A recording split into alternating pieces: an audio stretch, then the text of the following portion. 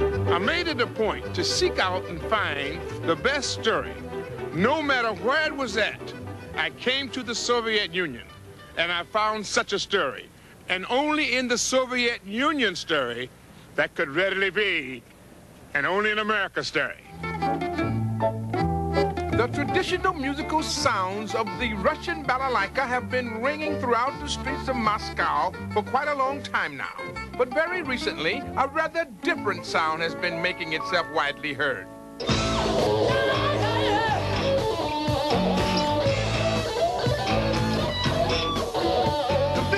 Rock and roll so openly in the Soviet Union has not always been available to musicians like Stas Namin. Nearly 20 years ago, he popped the bubble of the stiff Soviet society with a rock band called Flowers and a hit that just wouldn't quit. But it wasn't exactly a cause for celebration. We were students at that time, and we had permission to make a little single in Melodia, State Firm. We had, so nobody expected the result, but we sold 7 million copies. They called us Soviet Beatles. Then we made one more single, 5 million copies. And straight after that, we became forbidden.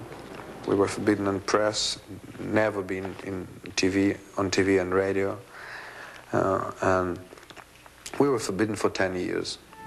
Despite an incredible beginning, Stas' hopes for success were crushed. He had a brief reprieve in the early 80s, but again came the repression. At that time, for sure, it was normal. It was normal from the point of view of the society, you know, but we were forbidden.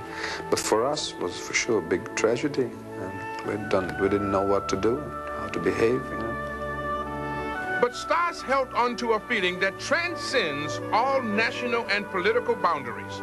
Hope. Within the last year, his dream for artistic freedom suddenly seemed real with the coming of perestroika, or restructuring, and glasnost, openness. So this is the amphitheater you got here. This is great. 12,000 people here. 12,000? Yeah. And all rock concerts, rock summits we're going to arrange here. Now we have all permissions in the middle of Moscow, in Gorky Park, to make a real rock center. Oh, that sounds great.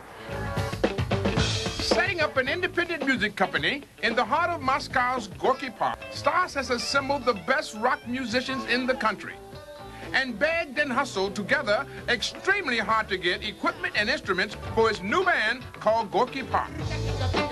The most important dream we have now is to create such a feeling, such vibrations, for everybody can be understandable, you know? We want to show everybody what we feel.